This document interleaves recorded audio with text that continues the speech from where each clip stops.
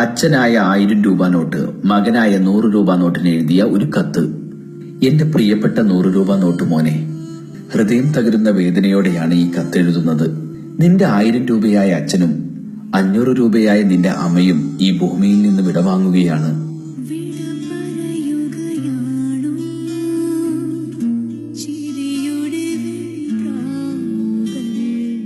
ഒരുപാട് മോഹങ്ങൾ ബാക്കി വെച്ചാണ് ഞങ്ങൾ നിങ്ങളെ വിട്ടുപിരിയുന്നത്. നീ നിന്റെ സഹോദരങ്ങളെ നന്നായി നോക്കി വളർത്തണം. ചെറിയ കുട്ടികളായ 50 പൈസയെയും 1 രൂപയെയും പ്രത്യേകം ശ്രദ്ധിക്കണം. കണ്ണ് തെറ്റിയാൽ ചാടിപ്പോകും. 5 രൂപ മോളുടെ മേലിൽ എപ്പോഴും ഒരു കണ്ണ് വേണം. ബസ് കണ്ടക്ടർമാരുടെ ബാലൻസ് ലിസ്റ്റിൽ പെട്ടാൽ തിരിച്ചു കിട്ടാൻ പ്രയാസമാണ്. കൗമാരപ്രായമായതുകൊണ്ട് നമ്മുടെ 10 രൂപ കുട്ടൻ ചീത്ത കൂട്ടുകെട്ടുകളിൽ പെടാതെ നോക്കണം. അതുപോലെ നമ്മുടെ 20 രൂപ മോൾക്ക് കല്യാണപ്രായമായതാണ്. നല്ലൊരു ആലോചന വന്നാൽ കെട്ടിച്ചയക്കാൻ മടിക്കരുത്.